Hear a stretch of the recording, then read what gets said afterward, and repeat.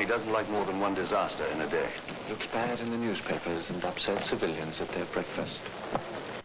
I'm Bill Bupert, retired Army officer and irregular warfare practitioner and scholar. Welcome to Chasing Ghosts, an irregular warfare podcast, the show that examines the mythos, lost history, bad thinking, martial malpractice, and government incompetence that informs so much of irregular warfare.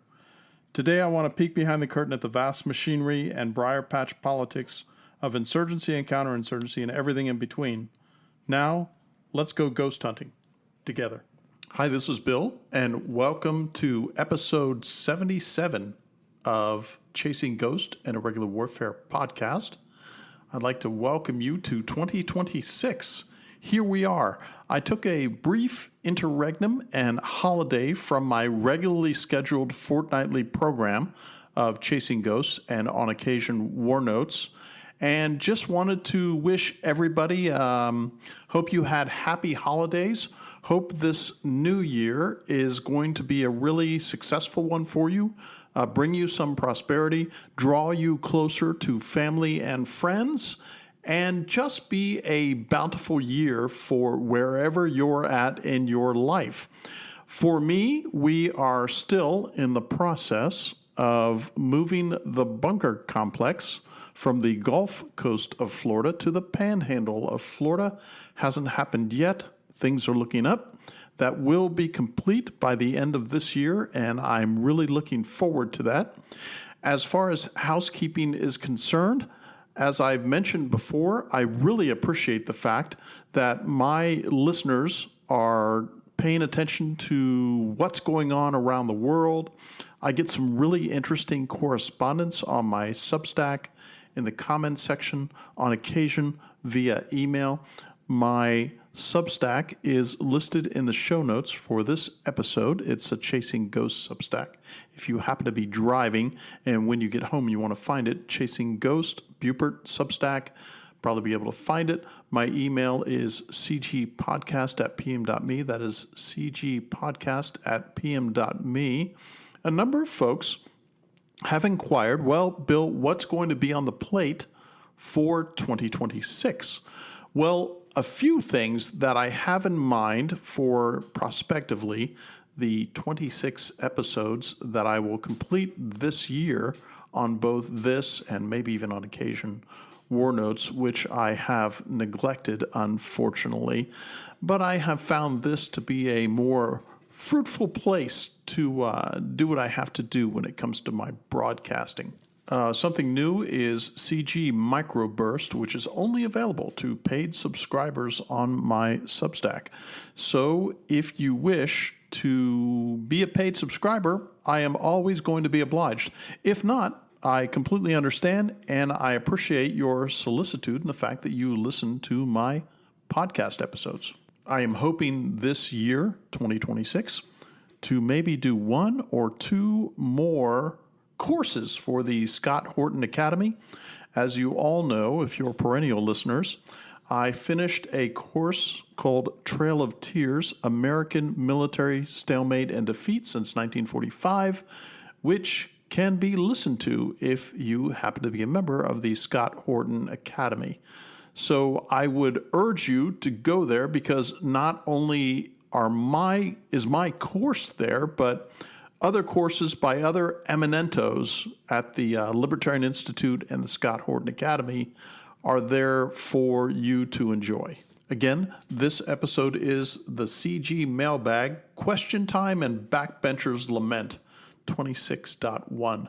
Now, I think it was back in August, I did a mailbag question and answer session, and I'd done one probably a year and a half prior to that. I enjoy these, and what this is, I correspond with my listeners, and I have folks who have been with me for a very long time with previous things that I did prior to starting the Chasing Ghost and War Notes podcast episodes.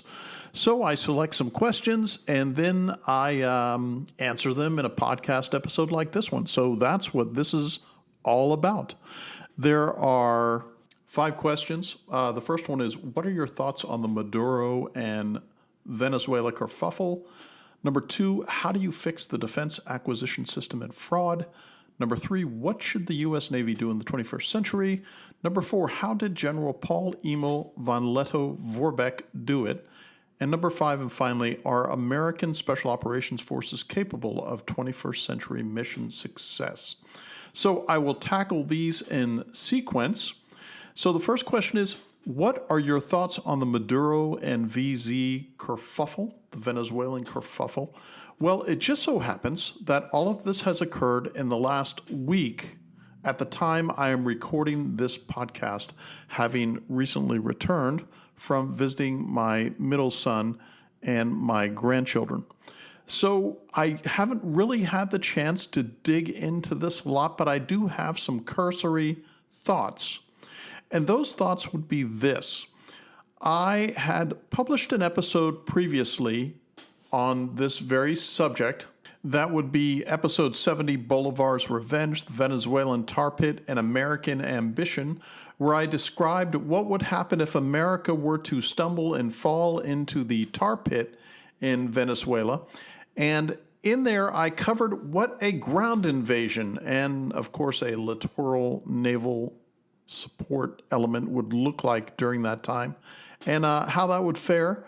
I was rather cynical, as is my wont, as far as mission success for that. I did not cover the snatching of Maduro, Hugo Chavez's communist successor in Venezuela.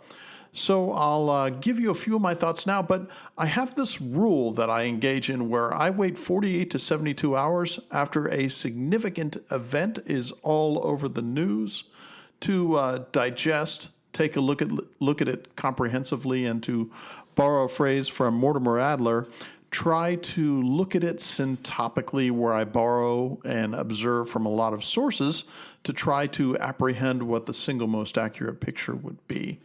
Here are my thoughts that are pretty much Jack Kerouac's stream of consciousness when it comes to this.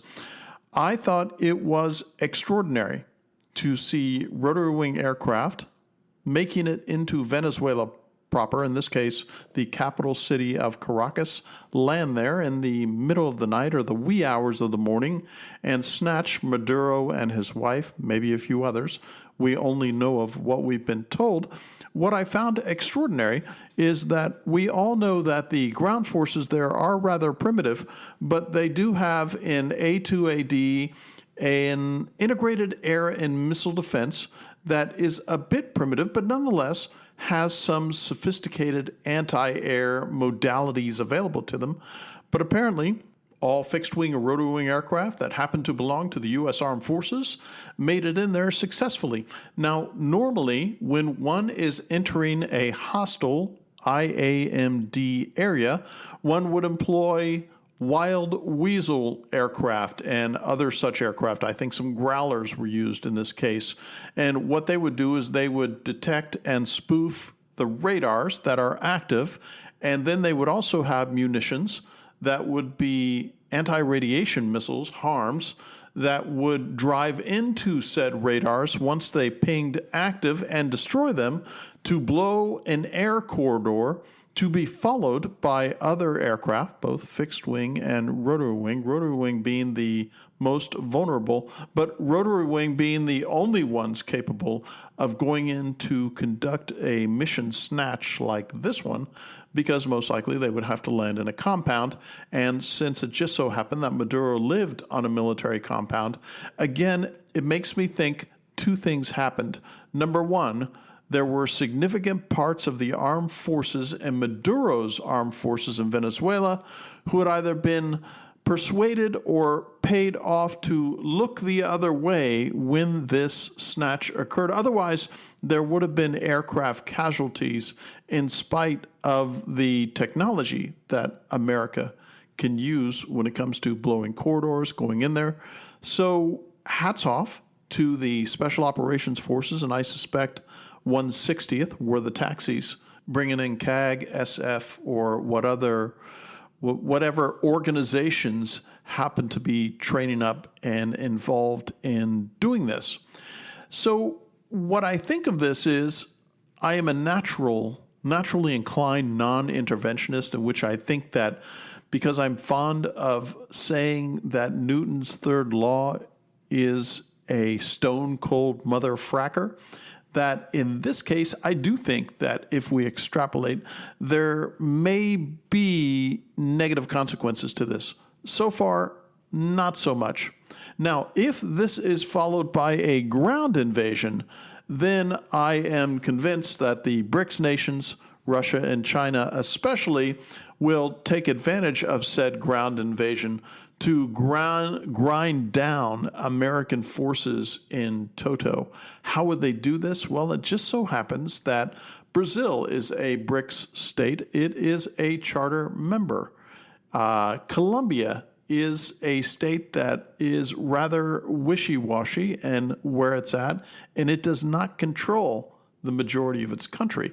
If you look due south of Venezuela, there's a place called French Guiana where the European Space Agency has an entire regiment minus of the French Foreign Legion permanently garrisoned there that would be available to do whatever kind of mischief or military things that they would wish to accomplish in the area. As I mentioned in my podcast episode on Bolivar's revenge and what would happen to said ground invasion, I had mentioned Cuba, which punches well above its weight from an intelligence and espionage perspective.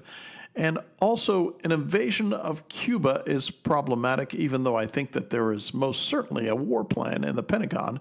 And maybe this administration, which has surprised me with the fact that they are projecting military power, because in the first Trump administration, I was gobsmacked by having a president for the first time in my life who did not start a new war during his administration. I was hoping that he would do the same now, but apparently he is not going to. The other wild card here, if the BRICS countries get involved, and I think that Russia has some axes to grind, as it were, because of the U.S., NATO, and Western support of the Ukrainian forces fighting Russian forces in the Ukraine. And the Russians have demonstrated that when it comes to hard power training and weapons acquisition, they now own most of Africa from a hard power perspective. The Chinese, of course, owning most of Africa from a soft power perspective. The Chinese happen to have a tremendous investment and influence in the Panama Canal, which also happens to be due northwest of Venezuela proper. And the other wild card when it comes to Cuba is the Russian Burai-class submarine-launched ballistic missile submarine that they could rotate in and out of Cuban waters, Cuban ports, and then rotate in a relief SLBM at one time or another to maintain a modest nuclear deterrent or incentivizing device right near not only Venezuela, but of course off the coast of America. So time will tell. I will probably revisit this as I find out more about exactly what happened in Venezuela. As most know, I am a fervent anti-communist, have been for all of my adult life, and I happen to think that the only good communist is a dead communist, and Maduro is still alive. So we'll revisit that sometime in the future. Second question, how do you fix the defense acquisition system and fraud? In August, I addressed this in the last mailbag, and I think what prompted this question to me was the fraud that's going on in Minnesota. Now, that fraud that they've discovered in Minnesota with Somali learning centers, or learning centers as they would spell it, and child care, and the post-COVID subsidies, and the SBA loans, you have to realize that when it comes to government expenditures, especially as large as it is, not only in America at the federal level, but also at the state level, they do receive federal funding, but they also use state taxpayer money, maybe even down to the county and local level, to have these programs, and inevitably you are going to have malefactors, malcontents, and mischief makers who will find ways to defraud, find ways to embezzle, find ways to use this money in a fashion that it wasn't designed to be used for in the first place. This is coming up now as a result of some ground-level journalism that the co-profile media refuses to investigate themselves, because most co-profile media journalists, and I use that term charitably, are DNC, CP, USA, apparatchiks, and state stenographers. So they do not want to do this because for them, and maybe I can speak for most of them, this fraud, this embezzlement and such, it's a feature, not a bug of the welfare system. Now, what does this have to do with defense acquisition? What this has to do with is that the percentage of fraud involved in the welfare schemes, the child care schemes, and all of that, I would say that, and this is really putting a swag out there, at least half of it is out and out fraud and embezzlement and money laundering. Now, when DOGE, in the first 4 months of Trump's administration, went to the Pentagon in this $1 trillion budget, they found maybe $10 billion minus in fraud, money mishandling, mismanagement, embezzlement, those kind of things. It is far greater than that because the entire system, again, feature, not a bug, is built to build exquisite weapon systems that ultimately don't work well, but do serve the defense industrial base. In this case, we have, as I have bored you with in the past, the F-35 program, which has spent $2 trillion plus on an aircraft that tried to fulfill so many roles, it couldn't fulfill any of those roles. By the way, at the Libertarian Institute, they have a blog there on which, on a daily, maybe several times a week basis, I post a whole lot of stuff concerning defense acquisition fraud, nonsense, and exquisite platform squandering and mismanagement. So if you're interested, you can go there to get a more frequent take than these occasional mailbags on defense acquisition, mismanagement, and fraud. Again, I am asked, how do we fix this? How do we take the defense acquisition process, which has been in the hazard for decades, if not generations, building these exquisite platforms like carriers, surface ships, aircraft, even tanks, as I just wrote about today at the LI concerning the successor to the Abrams, which is going to be an improved and, believe it or not, lighter tank that will have a crew of 3 instead of 4 and an autoloader, surprisingly enough, and maybe even a new gun to replace the 120 millimeter with a 125 millimeter, surprisingly. The defense entity responsible for this, General Dynamics, managed to deliver 1 prototype and maybe 3 1 year early. I was pleased to see that. What I wasn't pleased to see is manned tanks, because I think manned tanks, like aircraft carriers, are the crossbow and chariot of the 21st century and have no fit for purpose for 21st century peer combat. How do you fix this system?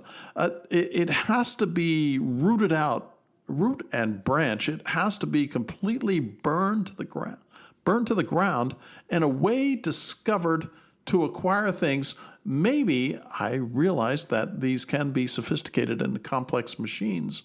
You probably have an extraordinary smartphone either in your hand, you're at the gym listening to it via Bluetooth, or you're listening to it in your car. Your car is an electronic miracle, has myriad parts and pieces and components, not to mention your house and all the rest of it. Very sophisticated machinery that can be built in a fashion that is inexpensive, comparatively speaking, to what defense acquisition is. Exhibit A would be Elon Musk. I happen to love him. You may hate him. But nonetheless, when it came to SpaceX and what he's done for rocketry, he went back to the drawing board and he said, not only am I going to do full open kimono exposure of all failures in the iterative design and engineering of my rockets, but I'm going to try to find a way where I can put everything vertically and horizontally in-house to reduce my costs. As a result of doing that, he managed to reduce his costs by exponential factors. And if it weren't for him, NASA, never ascend to space again, would be stuck with the ULA launch facilitators who would maybe get 1 or 2 rockets off the pad a year, unlike the number of rockets and reuse that is occurring with SpaceX, as an example. So the Pentagon really has no excuse to say, well, our stuff is so sophisticated, it's so complex, and it is fed into and wired into complex command control computers and communications modalities that it's very expensive to do. This is not necessarily the case. And something has to be done where you go into the defense acquisition process, which is very much like the old Soviet acquisition process. I am fond of thinking that in the 1960s, and this is completely apocryphal, that the Soviet Union was looking at the U.S. and scratching their respective heads and saying, how can we defeat the industrial giant of the United States? And so one bright light among them may have said, well, why don't we take our present Soviet acquisition system, our central planning system, our communist system that doesn't work to deliver anything. Those of you who had the opportunity to watch the HBO series Chernobyl, which was extraordinary in so many ways, you saw the gray shabbiness and absolute terminal inefficacy of the system from soup to nuts. And it was cinematically captured. But in this case, what that one Soviet apparatchik said is, why don't we try to inveigle, influence, and convince them that a central planning modality like we employ here should be used to develop their weapon systems. Voila, in the 1960s and 70s, as a result of their very sophisticated espionage, we are saddled with the defense acquisition system that is even a poor facsimile of the shabby Soviet acquisition system. Something has to be done. I am not expert enough to tell you, especially in this short podcast, what that would be to solve the problem. But nonetheless, if Hegseth is really convinced that he needs to fix what is wrong with the DoD, and there are many things, but when it comes to getting weapon systems and building exquisite platforms, they need to go back to the drawing board, because what is presently in hand simply isn't working. As I've said again and again, the U.S. Navy has not commissioned a successful surface warfare modality since the Arleigh Burke holes in 1991. The Ford carrier is a failure. The little crappy ship, the LCS, is a failure. The Zumwalt is a failure. The F-35 Bravo and Charlie with operational readiness rates that are south of 30% is a failure. It's all a failure. Nobody's been fired, nobody's been held accountable, and nobody will do anything about it until that happens. This cavalcade of calamities will continue at the Pentagon. Third question, what should the U.S. Navy do in the 21st century? Well, it just so happens that I mentioned to you all of those manifest failures. I happen to think the era of aircraft carriers, of course, is over. I think that surface warfare ships need a martial reimagining that no one in the U.S. Navy, as a matter of fact, when I look at the planet, I find that no one in any surface Navy seems to be concerned about the balance that they need to strike between exquisite platforms, more affordable platforms, and disposable platforms. Disposable would be UAVs, FPVs, maybe even in this case, surface vehicles that are unmanned, subsurface vehicles that are unmanned, U.S. Marine unmanned combat vehicles for their really pathetic reorientation to stand in force in the Pacific, where Commandant General Berger of the USMC, may his name forever be held in disdain and dishonor, destroyed the Marine Corps. But nonetheless, the unmanned modalities may manage to save a portion of what they're about if they were to take it seriously. The bottom line for me is that surface warfare, manned surface ships, exquisite platforms, because we live in the missile age and the FPV and UAV age, and the age left of bang where when these are in port, they are very vulnerable. Exhibit A is the USS Bonham Richard, LHD-6, a WASP-class amphibious assault ship commissioned in August 1998, burned to its keel in April 2021 in port for a variety of reasons. They could not put out the fire for another variety of reasons. They didn't even have tugs available at the port itself that could act as firefighting modalities to put out the fire or any of that. Total loss, and it is a demonstration project not only for how much these things cost, because it just so happens that the Bonham Richard cost billions and its replacement is estimated to cost $4 billion. The Bonham Richard happens to be part of the Gator Navy, the amphibious Navy, of which the U.S. Marine Corps insists it needs 39 ships, but it has 31 minus. Now, why would we even want to replace this ship when the U.S. Marine Corps, assisted by the Navy, of course, hasn't done a contested beach landing successfully since November 1950? It just seems as if, again, in the missile age, the UAV age, the FPV age, it doesn't work. And all exquisite platforms do is act as missile sponges in peer combat, even with non-peers like Yemen. So I'm going to leave it to more storied and intellectually gifted defense observers, especially naval observers like Commander Salamander and other folks like that. When it comes to surface ship recommendations, my recommendation is stop building them. What I'd like to talk about today is subsurface ships, submarines, and submariners. And there are a lot of options available for the United States.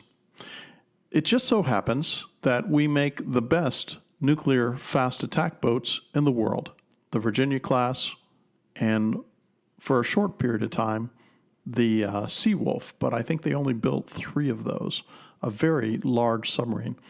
We have submarine launched ballistic missile submarines and such, and it just so happens that of the triad nuclear arm that the United States has, which is going to be the aging Minuteman III fixed silo complexes that are on land, and the B-52 and B-1B delivered nuclear bombs and such, and cruise missiles. It is the SLBM that is the only one, as a result of the quietude and amazing technology in U.S. nuclear submarines, that it is the one nuclear deterrent we have that is so quiet and so stealthy that it is the one that is most defensible and, by extension, most available. I mentioned the Littoral Combat Ship, envisioned in the 1990s, created in the early aughts, turns into a huge mess in which ships are retired 3 to 5 years into their 30-year service and shelf life. They can't get the modular modalities to work correctly. I think they've only gotten one module on the little crappy ship to work correctly. If I had been the chief of naval operations at the time, the recommendation that I would have made is that the littoral combat ship must be subsurface, and that it just so happens that littoral combat ship should be diesel electric. It just so happens that diesel-electric submarines, for the most part, are quieter than nuclear subs because nuclear subs do make noises, even though the sound isolation technology and techniques employed by the U.S. Navy on their nuke subs is extraordinary. The diesel-electric boats called SSKs just so happen to be for lesser loiter times because nuclear ships can literally go on 6-month deployments, 1-year deployments, even though you don't want to be on a ship subsurface for a year.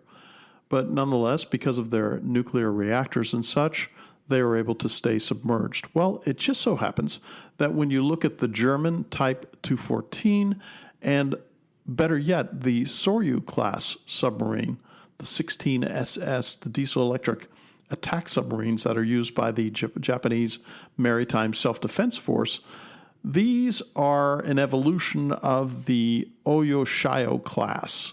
And I would urge you, if you get an opportunity to look at these, it's Japan's first air-independent propulsion submarine class. So from Soryu to Shoryu, these are fitted with Kockums Naval Solutions Stirling engines that are built in Japan. The 11th submarine of the class, the Oryu, is the world's first lithium-ion battery submarine. The cost of the 6th submarine is $540 million. By the way, a Los Angeles class fast attack is going to cost you north of $3.5 or $4 million a piece, which means that one could build, arguably, 6 to 8 of these for every one nuclear submarine. And there are only 2 nuclear shipyards in the United States. And because of that, the throughput to include maintenance of the existing submarines, especially when they have to have a reactor refit, we did have one Los Angeles class that happened to be pierside for going on 7 years as a result of the throughput problems that we're having on both construction and maintenance. Now, in order for America to have a diesel-electric submarine class, and I would hope that we wouldn't make the mistakes of the recent Constellation cancellation, where we'd go to the Germans or the Japanese, ironically enough, and say we'd like a Type 214, or from the Japanese, the Soryu class, and we'd like to build them under license. Or we can go to the Japanese or the Koreans and have them build them for us. My biggest fear is that once our esteemed admirals and naval architecture staff got a hold of these, they would turn them into modifications that wouldn't see the light of day until 2050. But let's just suppose that the Shoryu, or better yet, the new Taige class that's come out, the 29SS that the Japanese have also developed, it's the successor to that Soryu class that I just talked about, but they're building 4 of those. There are 4 active. They're planning on 10. So when you look at both of these submarines, along with the German Type 214, they do some extraordinary things. The whole design of the Taige class is said to not differ too much from the Soryu class, but will be 100 tons heavier than its predecessor, most likely because of the lithium-ion batteries.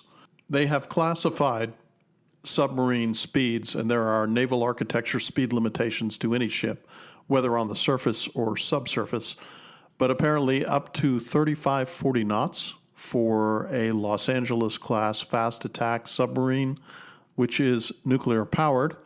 When it comes to these, their speeds are surface 13 knots, submerged 20 knots. And the AIP endurance on these just so happens to be 6,100 nautical miles at 6.5 knots. It has a complement of 65 packs, that's 9 officers and 56 enlisted. Number of very nice towed array sonars, electronic warfare and decoys, and the torpedoes that the Japanese happen to use. But I'm certain that if the Mark 48 torpedoes that the U.S. Navy is fond of, they could find a way to retrofit those into these. Now, what would be the demand, though, for this when it comes to the U.S. Navy? The U.S. Navy currently does not have any diesel-electric submarines. They would have to create from scratch an entire infrastructure of support. That infrastructure of support would not only include the building facilities, the shipyard facilities, the maintenance facilities, it would include the complete, from the ground up, creation of a training curriculum, which could probably be borrowed from the Germans and the Japanese, adapted to American naval culture in how to fight these SSKs, how to employ them, how to maintain them, and all the rest. It would also include the creation of submarine tenders that would be specifically surface vessels that would service these. And these would be, in my mind, the ultimate littoral combat ship, in that they would not be exposed to the missiles and UAVs that are presently available. Who knows what the future portends as far as underwater drone swarms that would target these vessels. But in a time of what should be fiscal austerity and restraint, getting 6 to 8 submarines for the price of one nuke when you have a present strength in our submarine force of approximately 60 plus, it would be a valuable boon at the margin to increase the capabilities of the U.S. Navy without exposing them to what has become the 21st century surface warfare platitudes that even a country as primitive, relatively speaking, as Yemen can drive America's aircraft carriers out of the Red Sea, out of missile range, simply because of what they have in their IAMD. So when it comes to what the U.S. Navy should do, everyone knows that I have a bone in my teeth when it comes to aircraft carriers. And tomorrow morning, if they were to say we're going to turn all of them into fish apartments, I'd be very happy as long as the crew weren't on board when that happened. But I don't think that they happen to be fit for purpose for 21st century surface warfare and naval combat. So with that, let's move on to question number 4. How did General Paul Emil Lettow-Vorbeck do it? So who is this cat? You've heard me talk about him before, and this is the year, by the way, 2026. Yes, indeed. I haven't done it, but I'm going to do it now. I'm going to take Lettow-Vorbeck, and I'm hopefully going to make him more famous than he has been before, because he deserves the accolades, and he deserves the attention, and he deserves the examination. So 1, 2, 3 episodes this year in the year of our Lord 2026. Yes, indeed, I will be covering the last and only undefeated German general in World War II, standing in Africa in November 1918, undefeated with his Schutztruppe. What made this general so extraordinary is that not only did he favor Auftragstaktik, which is mission command, which is, I think that he was probably, and this is even in the Reichswehr, which was the predecessor to the Wehrmacht in World War II. The Reichswehr was the German military entity in World War I. I think even he was apart from them in his capabilities. He had 10 to 12,000 Schutztruppe, which would be colonial German troops, most of them black, some black NCOs, mostly white NCOs, almost all white officers, with some exceptions, he had them. But from 1914 to 1918, he took on the forces that were deployed by the Europeans in the powers that were fighting on the Western Front in World War I and defeated them in wholesale and in detail through great privation on his part, but great innovation on his part. So I've gathered the books, the information. By the way, it's much more scattered and much more modest than one would think for what I would say was one of the best guerrilla leaders, if not a conventional fighting leader in the entirety of the 20th century. So this would include World War II, World War I, and then everything after World War II. Lettow-Vorbeck is a giant in so many respects. By the way, this would also be a gentleman who fought in World War I in the 1930s. He would be opposed to the Nazis And they would have loved to have had him in the Wehrmacht doing something, but because of his principled opposition to the National Socialist, they did not find him a billet in the Wehrmacht nor any way to assist them in their conduct of the war. This would be a man who had at his peak, as I mentioned, nearly 12K Schutztruppe, his German colonial troops, and his officers and NCOs, and against him, a raid against him during the entirety from 1914 to 1918 would be a total of 500,000 European troops, no less than 50 general officers, to include Jan Smuts, the South African, who would be arrayed against him, and they would fail to put him to heel, to stop him from his raids and exploitations of European military malpractice on the continent at the time. This is not a spoiler. This is history. I mentioned the 11th of November. Lettow-Vorbeck would surrender with no further reason to run, pursuing British forces. The 1st Battalion, 4th King's African Rifles, finally caught up with him. The young officer commanding Colonel Hawkins admitted candidly that he would have been unable to pursue von Lettow further and asked if the Germans had any supplies they could share with his hungry troops. On 25 November 1918, von Lettow surrendered his battered little army to Brigadier General W.F.S. Edwards at Abercorn. He had 155 Germans with him, having at one time counted 3,000 among his numbers. Equally symbolic of the course the war had taken was the fact that there was not one modern German rifle among those surrendered, and only 6 German machine guns. Von Lettow's single remaining piece of artillery, along with the 30 other heavy and light machine guns and 1,071 modern rifles with his armies, were either Portuguese or British in origin. His Askari numbers, his Schutztruppe, were down to 1,156, while only 1,598 carriers remained.